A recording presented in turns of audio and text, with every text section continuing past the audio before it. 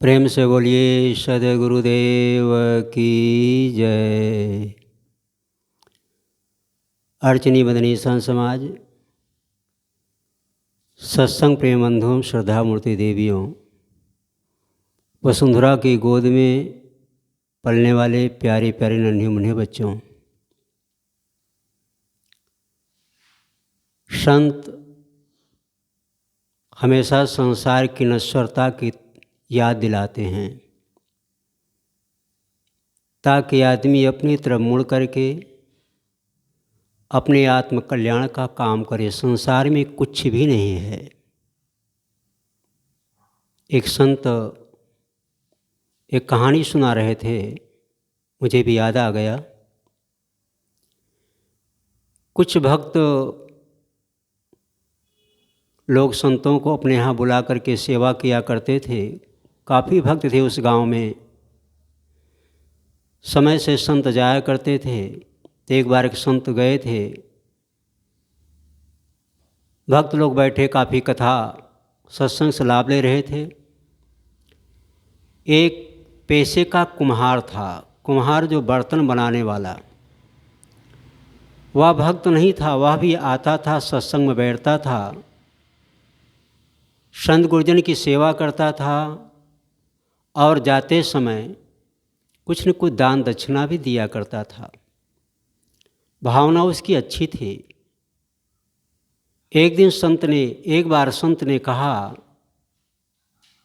कुम्हार से, भैया आपका सब काम अच्छा है, आप सत्संग में आते हैं, संतों के विचारों को सुनते हैं और जाते समय यथाउचित जो आपके समझ में आता है कुछ न कुछ दान पुण्य भी करते हैं। करना भी चाहिए, क्योंकि हमारी भारतीय परंपरा का रस्म है, रिवाज है, एक नियम है, एक मर्यादा है। क्या? राजा गुरु बेटी, राजा गुरु बेटी, इनको कुछ ले के भेंटी, इनसे खाली हाथ मत मिलो। जैसे हमारे ग्राम का प्रधान है, जब उससे मिले, हम गए प्रधान जी हमारा ये काम कर दीजिए, तो आदमी आनाकानी कर जाएगा, बहाना कर जाएगा।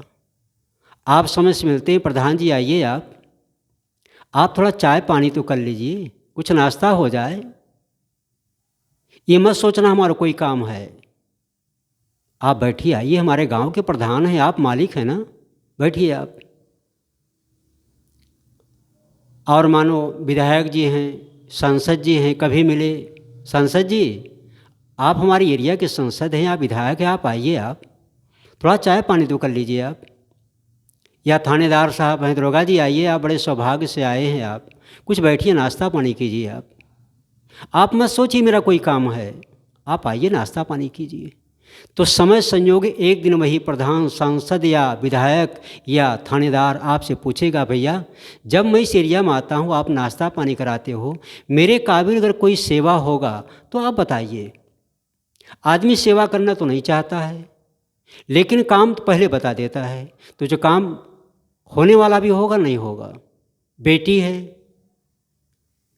बेटी आपकी जहाँ ब्याही गई है, आप वहाँ गए हैं, उसके छोटे छोटे बच्चे हैं, आपको देखें, अगर मान लीजिए आप उसके मामा हैं, मामा मामा कहकर बच्चे दौड़े आए, और मामा खाली हाथ गए हैं तो, या नाना है, नाना ना कहकर बच्चे दौड़ाए, आप खाली हाथ गए हैं तो, और जो उसके घर में औरतें होगी या पुरुष वर्ग होंगे, कहेंगे भैया कैसे नाना है, ये कैसे मामा हैं, इनको जरा शर्म नहीं लगता है, छोटे छोटे बच्चे हैं, नाना नाना कह के दौड़ के आए हैं, मामा मामा कहते आए हैं, इनको कुछ लाना चाहिए। इसलिए आदमी जब अपने बहन बेटी के यहाँ आता है या बहन के यहाँ आता है तो कुछ न कुछ बच्चों के लिए ले करके जाता है, ले भी जाना चाहिए। संत गुरु से जब मिले, कभी भी खाली हाथ ना मिले। कुछ नहीं अपने पास है, पुष्प दे करके उनसे हम बंदगी करें। जाते समय बन सके कुछ दान दक्षिणा करें, नहीं है तो पुष्पहार से माप लिए, लेकिन मिलना चाहिए। इसलिए कहा गया है, राजा गुरु बेटी, इन्हें कुछ लेके भेटी। संत ने कहा, भैया आपका भाव तो बड़ा अच्छा है, लेकिन एक बात है, अगर कुआं बहुत गहरा हो, ध्यान दीजिए, कुएं में पानी ना हो तो बेकार है। आम का पेड़ बहुत छछड़ा हो, बहुत बढ़िया सुंदर पेड़ है, अगर उसमें आम ना हो तो, फल ना हो तो बेकार है। हमने बोर बहुत बढ़िया करा लिया है, हैंड पाइप लगवा दिया है, लेकिन पानी ना देता हो, बेकार है।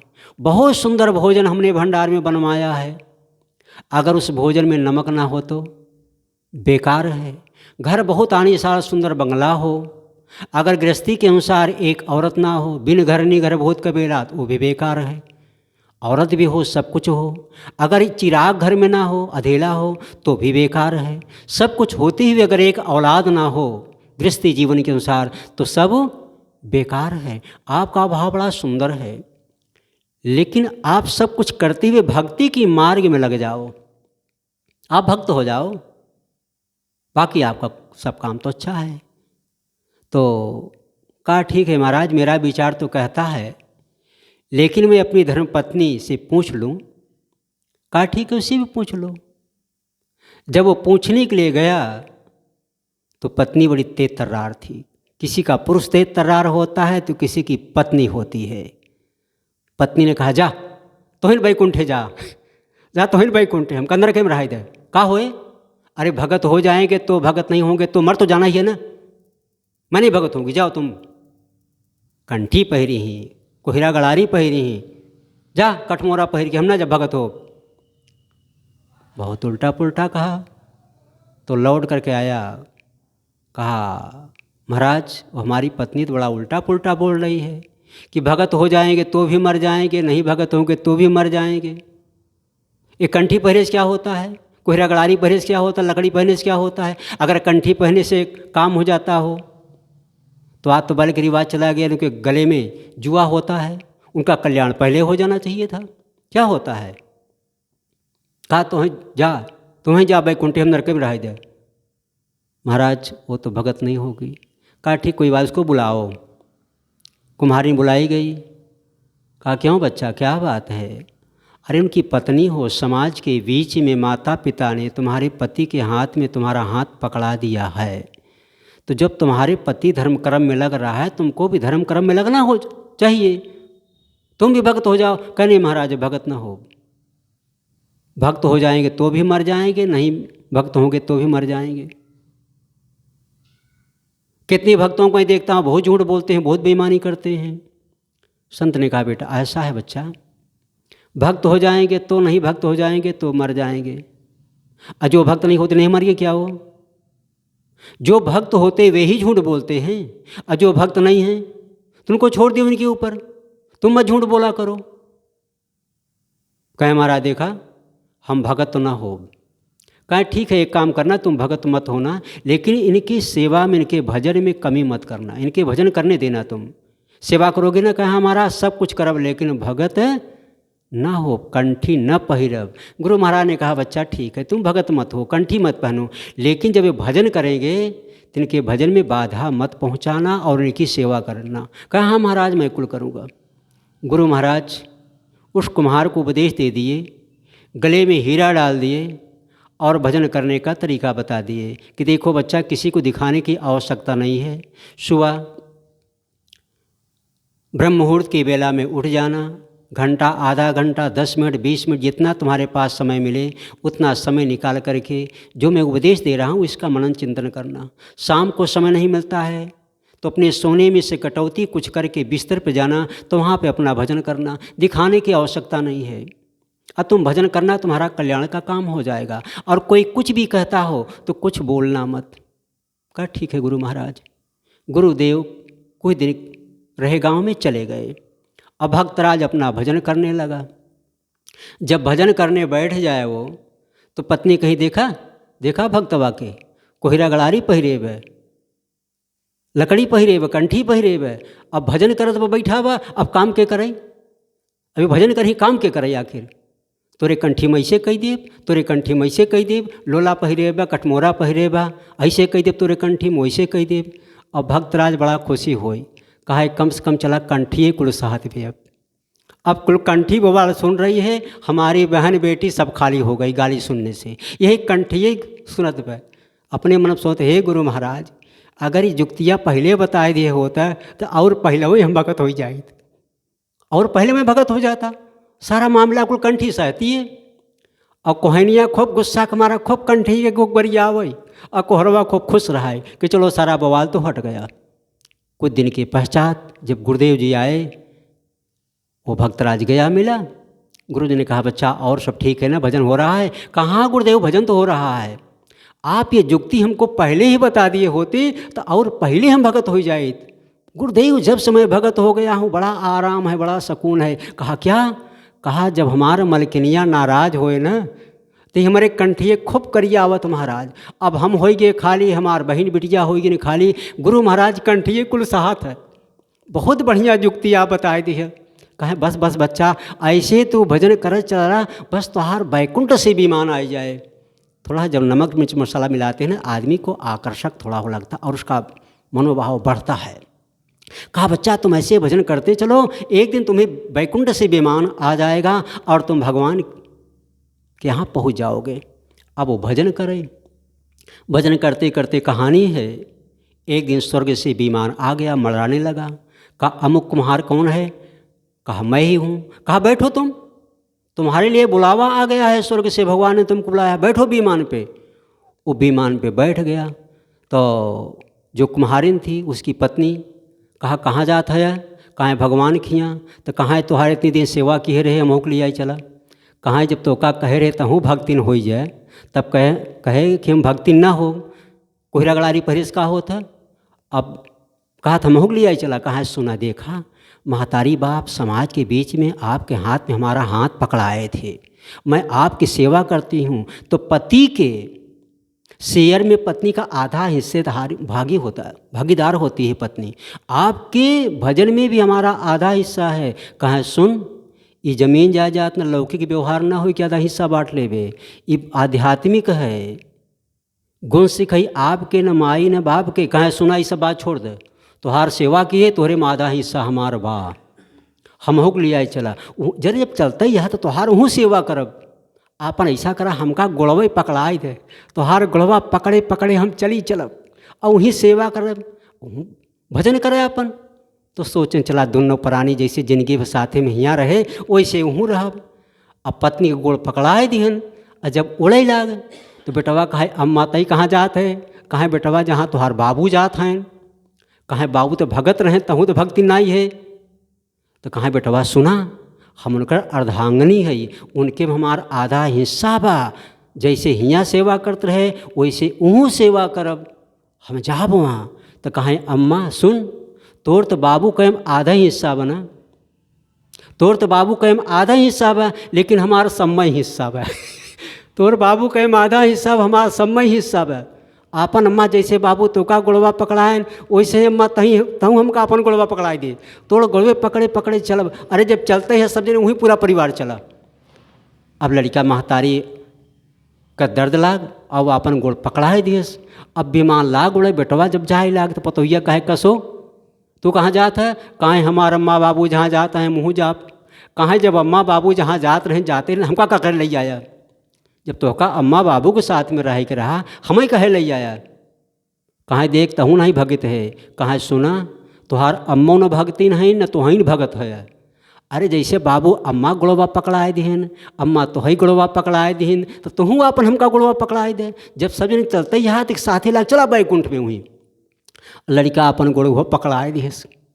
अब पूरा परिवार अब विमान तुड़त बा। आधे स्वर्ग में जब गए सीताराम जी मलरात बो विमान, तो पतोहिया कहा अम्मा कहाँ कहाँ अम्मा गगरिया वहूँ गढ़ाई के मिले अम्मा गगरिया वहूँ गढ़ाई के मिले।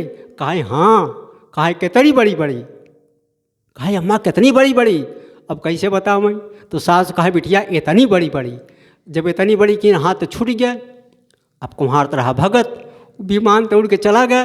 और तीन जन धराम से चले आए खा ले। अब लग खूब गगरी गढ़ाया। एक कुम्हार है जीव, कुम्हार है जीव, संत गुरुजन जीव की श्रेष्ठता को बताते हो, तुम कहाँ फंस गए हो? बहुबंधन से बाधिया एक विचारा जीव, अकीबल छूटे आपने कीर छुड़ावें ये बहुत बंधनों से बंधा हुआ है। संत गुरुजन घूम घूम कर चता रहे हैं। बाबा गोस्वामी दास ने क्या कहा? संत मही विचरहि यही हेता, जड़ जीवन को करहि सचेता। घूम घूम कर चता रहे हैं कि तुम कहाँ फंस गए हो, तुम शेर की औलाद हो, सिंह की औलाद हो। ये जीव जहाँ जहाँ जाता है, जिस खान में जाता है, गगरिन गढ़ई वाला काम किए बा, गगरी का लड़कई बच्चा पैदा किए बा। कुकुरे बिलारी में होय तो, पक्षी में होय तो, चिड़ई कौआ में होय तो, मनई में जात में हो, जहाँ बाई गगरी गढ़ने का काम यह, गगरी गढ़ना इसका कभी बंद आपो ही करता भय कुलाला बहु विधि बासन गढ़े कुम्हारा, विधि सवय कीनिए गठाऊँ अनेक जतने के बने कनाऊँ। ये गगरी गढ़ना जैसा इसके संस्कार है, जैसे अपने अंदर भाव बना लेता है, वासना बना लेता है, वैसे गगरी गढ़ रहा है। तो बेटी पत्नी ने कहा हमों के लिए आए चला। अब ले जब पूरा परिवार है चल तो संसार की वासनाओं को लेकर जा रहा है। गुरु कबीर ने इसलिए कहा है चिऊटी चाली सासुरे नौ मन काजल लाए, हाथी वाकी गोद में ऊँट लिया लटकाए, तो ही रोकन वाला कौन मगन से जाओ चली। ऐ चित्तवृत्ति रूपी चीटी, तुम्हें कौन रोकने वाला है? अमवृत्ति तुम्हें कौन रोकने वाला है? तुम्हें कोई दूसरा रोकने वाला? गुरुदेव कहते, कुम्हार से कहते हैं बच्चा ये संसार है, गुरुआ संघात है, लोग मिल गए बीच में, कोई किसी का साथी वराती नहीं है। अरे जो भजन करेगा अपने लिए, संतों की सेवा करेगा अपने लिए, कोई इस दूसरे का हिस्सेदार इसमें नहीं हो सकता। हमारे कमाए हुए धन में परिवार के लोग हिस्सा बांट सकते हैं, लेकिन जो हमारा भजन है इसमें कोई हिस्सा बांटने वाला नहीं है। इनका चक्कर छोड़ो। लेकिन आदमी सोचता है जैसे यहाँ संसार का सुख चाहते हैं ना, वैसे भगवान के यहाँ जाएंगे तो वहाँ भी भगवान का सुख मिलेगा। लेकिन ध्यान दीजिए वहाँ कुछ भी नहीं मिलने वाला है। लो अपना जहाँ दुनिया वालों, लो अपना जहाँ दुनिया वालों, हम इस दुनिया को छोड़ चले, जो रिश्ते नाते जोड़े थे वो रिश्ते नाते तोड़ चले। हर चीज़ तुम्हें लौटा दी है, हर चीज़ तुम्हें लौटा दी है। वहाँ नहीं कोई साथ चले, उस पार न जाने क्या पाए, इस पार तो सब कुछ हाथ चलो। ये तो सब मिले हैं संघाती। बड़ा गुरु बाबा गोस्वामी दास ने कहा तुलसी या संसार में भांति भांति के लोग, सबसे हिली मिली चालिए नदी नाव संयोग। अनेक प्रकार के लोग संसार में, सबसे हिल मिल करके व्यवहार का काम कर लो। कौन किसका है? हम नाव में बैठे हैं, हमें उस पार जाना है, कहाँ से लोग मिले और उस पार चले गए। तो कोई अपनी अपनी मंजिल पर चला गया, हम अपनी जगह पर चले गए। शाम का वक्त होता है, पक्षियाँ पेड़ की डगाली पे आती हैं, बैठती हैं, उनका जो कलरव शब्द होता है, चिड़ियों की चहचहाट होती है, कितनी सुंदर लगती है। और जब सुबह होता है, दिन निकलने के पहले जैसे प्रकाश होता है, पक्षियाँ पेड़ की डगाली को छोड़ करके भुर्र से उड़ जाती है। उसी प्रकार से शरीर रूपी वृक्ष है, जीवात्मा रूपी पक्षी इस पे विराजमान है। देखो यहाँ भी पक्षी बैठे हैं। अभी कहीं 9:30 बजे के बाद कोई आए यहाँ देखे, कोई मिलेगा? नहीं मिलेगा। तो सबसे हिल मिल चालिए, सबसे हिल मिल के अपने व्यवहार का काम करो। कौन किसका पति है, कौन किसकी पत्नी है, कौन किसका पुत्र है, कौन किसकी बहू है, कहने के लिए कहे के तो सब कोई आपन, लेकिन आपन कहावे वाला केवा। लेकिन संसारी वासनाओं में आदमी फंसा हुआ है, और जितना जो फंसता जा रहा है उतना उसको दुख मिलता है। अंत में कोई किसी का साथ देने वाला नहीं है। जिस शरीर को नहलाते हैं, धुलाते हैं, खिलाते हैं, पिलाते हैं, एक दिन ये शरीर भी हमारा साथ छोड़ देता है। गुरु कबीर कहते हैं एक दिन ऐसा होएगा कोई काहू का नाही, एक दिन ऐसा होएगा कोई काहू का नाही, घर की नारी को कहे तन की नारी ना जाए। घर की नारी की बात कौन कहे? एक दिन ऐसा होना है, ये पक्का है। संत पलटू साहब ने कहा देखत सोना लगे, देखत सोना लगे सकल जग कांच है। अरे हाँ पलटू जीवन कहिए झूठ तो मरना साँच है। घर की पत्नी की बात कौन कहे? ये शरीर रूपी नाड़ी जिसमें वात पित्त कफ है, जो पहले के डॉक्टर आज से 50-60 वर्ष के पूर्व जो डॉक्टर थे, वैद्य हुआ करते थे, उन नाड़ी को पकड़ करके बताए थे आपको कौन सा रोग है। अब आज के डॉक्टर के पास जाओ, पहले जांच कराओ, पहले जांच कराओ। आज की ऐसी पढ़ाई ही है, सब रिपोर्ट उनको दोगे तब कहीं जांच करेंगे, तब इलाज करेंगे। और डॉक्टर लोग जो वैद्य हुआ करते थे, नाड़ी को पकड़ करके, चेहरे को देख करके, बातचीत से, जीभ को देख करके, आंखों की निगाहों को देख करके दवा दिया करते थे। अब आदमी ठीक हो जाता था। अब आज कितनी जांच, आदमी जांच से ही परेशान हो जाता है, एक के बाद एक दवाइयाँ बदलते चले जा रहे हैं। तो हम संत हमेशा संसार की नश्वरता का याद दिलाते हैं कि संसार में कुछ भी नहीं है, जिसको तुम अपना मानते हो कोई तुम्हारा नहीं है, कोई नहीं तुम्हारा। कितने राजे महाराजे चले गए, किसी के साथ कोई गया? गए राम यो गए लक्ष्मणा, संग न गई सीता ऐसी धाना, जात कौरवे लागुन बारा, गए भोजिन साजल धारा, गए पांडव कुंता ऐसी रानी, गए सहदेव जिरबुद में ठानी, सर्व सोने की लंका उठाई, चढ़त बार कछ संग न लाई, जाकर कुरिया अंतरिक्ष छाई, सो हरिश्चंद्र देखल नहीं जाई। मूर्ख मनुषा बहु संजोई, अपने मरे और लग रोई, इन जाने अपने मर जेबे, टका डस बिढ़े और लय खेबे, अपनी अपनी करी गए लाग न काहू के साथ, अपनी करी गए रावणा अपनी दशरथ नाथ। किसी के साथ गोया जिनको भगवान मानते थे, किसी के साथ में कुछ नहीं गया, तो हम आपके साथ जाएगा? प्रकृति एक खुली हुई पुस्तक हो, जो प्रकृति की खुली हुई पुस्तकों को नहीं समझ सकता है, वो वेद शास्त्रों को क्या समझेगा। इसी पे गुरु कबीर ने कहा था, अंध सो दर्पण वेद पुराना। अंधे आदमी के लिए दर्पण किस काम का? अंधे से तात्पर्य जो विवेकहीन है, जिनके पास विवेक नहीं है, उनके लिए दर्पण क्या करेगा? आंख वाले के लिए दर्पण भी काम करेगा। एक सज्जन थे, उनका बच्चा बॉम्बे चला गया। कुछ समय के पश्चात जब बॉम्बे से आया तो अपने पिता के लिए टार्च ले आया।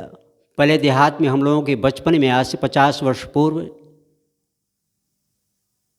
रेड़ी का तेल जलाते थे, अलसी का तेल जलाते थे, वही घर में ढिबरी जलती थी, बुरशी में आग रहती थी। तो बच्चा चला गया बॉम्बे, वहाँ से टार्च लाया कि पिताजी को किसानी के कार्य में बड़ी दिक्कत होती है, एक टार्च लेते चले दे देंगे, उनको किसानी के काम में सहायता मिल जाएगी। लेकर के आया और पिताजी से कहा, पिताजी ये आप टार्च लीजिए, इसको ऐसे बटन खसका देंगे तो जलना शुरू हो जाएगा, अब आपके समस्या का समाधान हो जाएगा। कहा ठीक। पिताजी को टार्च दे करके बच्चा अपने कमरे में चला गया। अब पिताजी को किसी काम से खेत में जाना था, तो जैसे कहा था बच्चा वैसे ठेल तो दिए बटन को। अब बत्ती जलने लगी। काम करके जब आए वो बंद करने लगे। अब बंद करने का तरीका उन्होंने सीखा नहीं, कैसे बंद करना है। जलाना तो जान लिए लेकिन बंद करना नहीं सीखे। उसको मुख से फूंक रहे हैं, अब मुख से टार्च बंद हो गई, अब नहीं बंद हो रही है। उसको पानी में डाल दिए और पानी में कहीं बंद होगी। उसमें धूल डाल दिए, ये सुने थे कि जहाँ कहीं आग लगी हो पानी उसके ऊपर डाल दीजिए, धूल डाल दीजिए, लेकिन उसको पानी में डाल रहे हैं, नहीं बंद हो रही है। धूल डाल रहे हैं, नहीं बंद हो रही है। पहले खरी भिगाई जाती थी मिट्टी के बर्तन में, खरी के बर्तन में उसको डाल दिए, तब भी नहीं बंद हो रही है। वो बेचारे बड़े परेशान हो गए, अब क्या करें। कहा अच्छा, जो कहावत है कि लाते के देवता बातें से नहीं सुनता। उठाए एक ईंटा रखा था, ईंटा से मारे उसको कस के और बत्ती खटका गया, खसक बंद हो गई। कहा बस बस बस, जो बुजुर्गों ने कहा था सही कहा था, इसको यही चाहता था, इसको यही चाह रहा था। कुछ समय के पास जब सुबह हुआ, बच्चा आया, कहा पिताजी आज तो आपको अधेले से सुविधा मिली होगी। कहा बेटा तुमने मेरे को परेशान कर क्या? अरे कहा बंद नहीं हो रही थी, बहुत मैंने प्रयास किया, नहीं बंद हो रही थी। मिट्टी के धूल में उसको डाल दिया, पानी में डाल दिया, खरी में डाल दिया, नहीं बंद हुई। फिर ईंटा से मारा उसको तो बंद हो गई। हमें तुम बेवकूफ़ बनाए हो। कहा पिताजी इसको करने की आवश्यकता नहीं थी। कहा क्या? कहा थोड़ा सा बटन खसका दिए होते। बच्चे ने बताया, बस काम हो गया। तो हम तरीका नहीं जानते हैं। संसार में रहते तो हैं लेकिन रहने का तरीका नहीं जानते हैं। में संत गुरुजन तरीका बताते हैं। पानी में नाव रहे तो रहे, पानी में नाव रहे तो रहे, पर नाव में पानी जाने न पावे। मन संसार में रहे तो रहे, पर मन में संसार न आने पावे। नाव कहाँ चलेगी? चलेगी तो पानी में ही चलेगी। पानी को छोड़ करके नाव बाहर नहीं चल सकती है। ऐसे संसार रूपी जलाशय है, शरीर रूपी नाव में जीव रूपी मुसाफिर बैठा है। इसी से अपने कल्याण का काम करना है। आप संसार को छोड़कर कहाँ जाएंगे? चाहे जहाँ जाएंगे, ठंडी से, गर्मी से, बरसात से बचने के लिए कपड़े की आवश्यकता है, मकान की आवश्यकता है, प्यास लगती है पानी की आवश्यकता है, भूख लगती है भोजन की आवश्यकता है, रोग व्याधि में औषध की आवश्यकता है। इसको कोई नकार नहीं सकता है। चाहे गृहस्थ हो चाहे वृत्त हो, कोई भी नहीं नकार सकता। तो संसार में रहो, लेकिन सांसारिकता ना हो। सांसारिकता का मतलब संसार की आसक्ति ना हो। लेकिन ध्यान दीजिए, पानी में नाव रहे तो रहे, पर नाव में पानी जाने ना। अगर नाव में पानी आ जाएगा तो नाव डूब जाएगी। संसार में रहो, अगर सांसारिकता आई तो आप डूब जाओगे। कोई आपको रोकने वाला, गुरु कबीर कहते हैं, हो हजूर ठाड़ कहता हूँ, मैं तुमको खड़ा होकर कहता तुम हुजूर हो, सम्राट हो, मालिक हो, तय क्यों धोखे जन्म गंवा। तो धोखे में अपने जन्म, मानुष चोला का जो सुंदर तन मिला है आत्म कल्याण के लिए, कहाँ तुम गंवा रहे हो? आज बसेरा नेरे हो रमैया राम, काल बसेरा बड़ी दूर हो रमैया राम। जय हो बिराने देश हो रमैया राम, नैन भरोगे दूर हो रमैया राम। शब्दों का चयन करने का तरीका कितना सुंदर। आज बसेरा नियरे, नियर इंग्लिश में भी नियर, हिंदी में भी नियर, नज़दीक। नज़दीक क्या है? ये मानो चोला है। आज बसेरा नियरे हो रमैया राम। अय रमैया राम, कहाँ तुम रमैया राम खोज रहे हो? जो सबके अंदर में रमण करने वाला है वही तो राम है।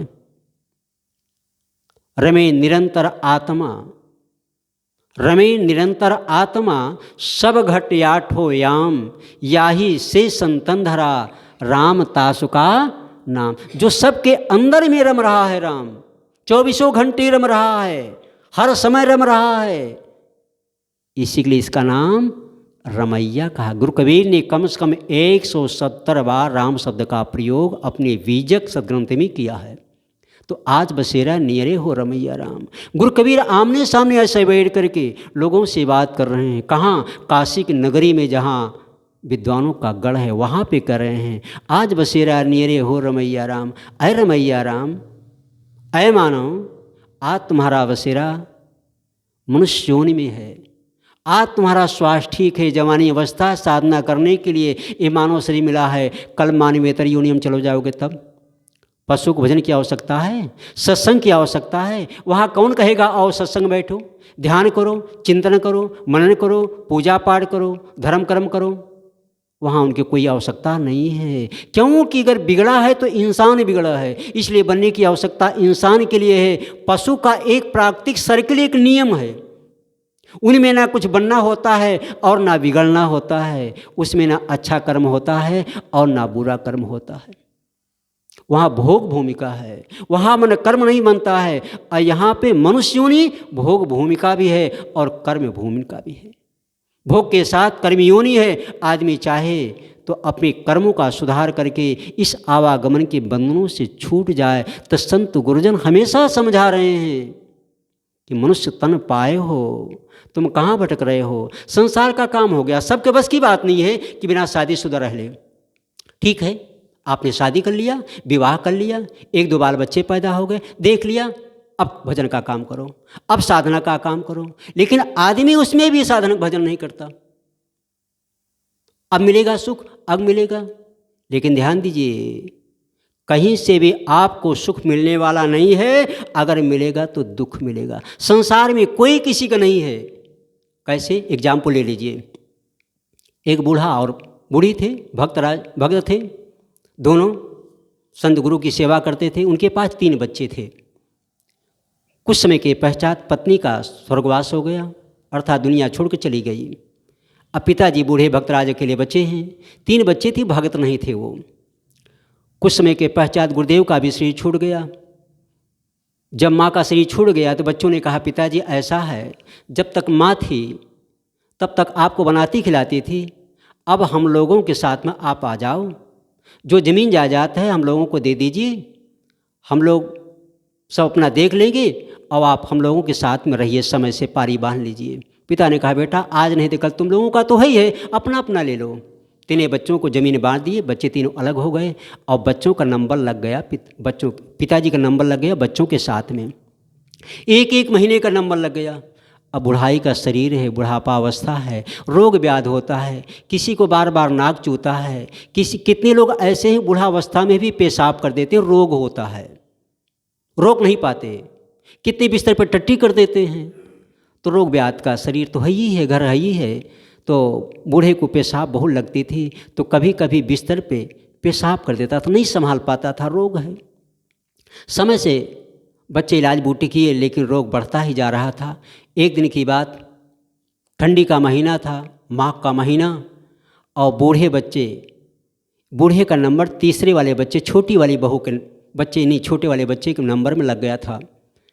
अब तीनों बहुएं कहती हैं, बूढ़ा न मरेगा न तो माचा छोड़ेगा। देसी कहावत है ना, जवान की भगवान मौत दे देते हैं, लेकिन बूढ़े की मौत नहीं आ रही है। ये कब मर जाए, हम लोगों को सोने में परेशान करता है। जवान बहू बेटे दिन निकले तक सो सकते हैं, लेकिन बूढ़ा कभी दिन निकले तक सो नहीं सकता, क्योंकि उसकी बनाई हुई गृहस्थी है, उसको कष्ट होता है। कितनी मुसीबत से बनाया है।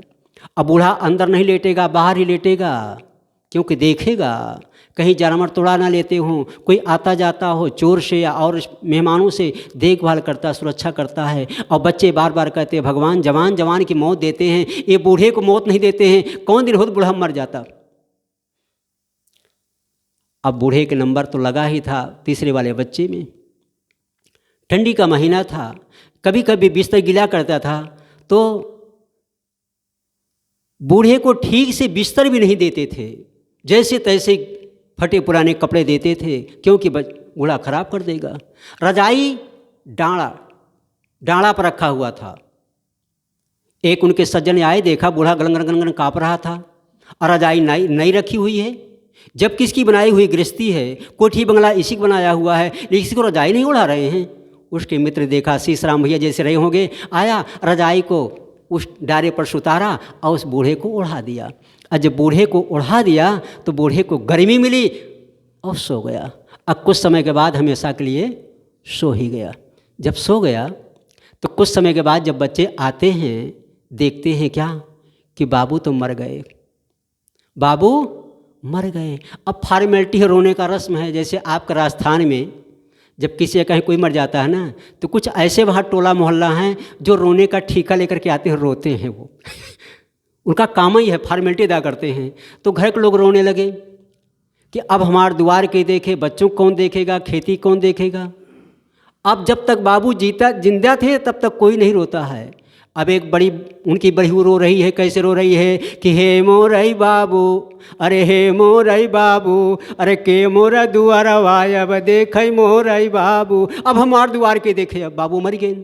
और छोटकी सुनेश तो है दौड़ी आई कि हे मोरई बाबू, औ हे मोरई बाबू, अरे के मोरा लड़िका खेलाए मोरई बाबू। बाबू रहन कब से लड़का उनके बहोरे राहत रहन, अब हमार लड़का के खलाए। ये भैया हम आबरे क्यों नहीं रोवता, अपने मतलबवा लगाए रोवत हैं। और छुटकी जब सुनेस तू हो रोवती बा कि हे मोरई बाबू, कि हे मोरई बाबू, अनैकी रजैया फेंकाए मोरई बाबू। अब नई रजाई हमारे गई। कहने का भाव यह है, कोई किसी के लिए नहीं रोता है, सब अपने मतलब के लगाए रोते हैं। गुरु कबीर कहते हैं, सुर नर मुनियो देवता, 7 दीप 9 खंड, कहीं कबीर सब भोगिया, दे धरे का दंड। सुर नर मुनि सब की यही रीति, स्वार्थ लाहि करई सब प्रीति उन्हीं का स्वार्थ नहीं, हम लोगों का भी स्वार्थ है। हम लोग अपने अपने स्वार्थ को लेकर के यहाँ आए हैं। हमारी गर्ज है, हमें गुरुदेव बुलाने नहीं आए थे। हम अपने स्वार्थ को लेकर के आए हैं, लेकिन स्वार्थ के साथ साथ में व्यवहार भी है। अगर व्यवहार हमारा ठीक होगा तब स्वार्थ हमारा होगा। स्वार्थ क्या है? असली प्रयोजन क्या है? स्वनाम खुद, अर्थनाम प्रयोजन। अपने में स्थित हो जाने के लिए हम संत गुरुजन के शरण में आए हैं। लेकिन संसार में वहाँ आपको वासना बनेगी, वहाँ आपको संसार में ले जाएगी। लेकिन यहाँ का जो स्वार्थ है अपने में, इस आवागमन के बंधनों से छूटने के लिए है। इसलिए हम सबको चाहिए संत गुरुजनों के सानिध्य में जा कर के उनकी सेवा करते हुए जितना समझ पाते हैं अपने आप को उसमें ढालने का प्रयास करें। संसार में कोई किसी का नहीं है, सब मतलब के साथी हैं। आपके पास पैसा है तो आपसे बात करने वाले हैं, आपकी सेवा करने वाले हैं, आपकी बातों को सुनने वाले हैं, वरना कोई आपको पूछने वाला नहीं है। देसी कहावत में कहा जाता है, मतलब निकल गया तो पहचानते नहीं। मतलब निकल गया तो पहचानते नहीं। कौन होता है किसका, कौन होता है किसका, मतलब निकल जाने के बाद फूल को भी लोग फेंक देते हैं। सूंघ लेने के बाद तो संत गुरुजन हम सबको हमेशा हमारी आँखों में उंगली डाल करके जगाते हैं कि तुम्हारा संसार में कोई नहीं है। अगर तुम्हारा कोई है तो अपनी आत्मा है। तुम बाहर से लौट करके अपनी आत्मा में आ जाओ। जब मन विषयों से मुड़कर निज पद में आ जाएगा, सब चंचलता को तज कर स्थिरता को पाएगा, तब सुख का स्रोत खुलेगा। जो है अनंत अपने में, उसको पाकर फिर मन को नहीं दुख होगा सपने में। मैंने आप सबके बीच में कुछ कहने का प्रयास किया। बस इन शब्दों के साथ अपनी वाणी को विराम देता हूँ।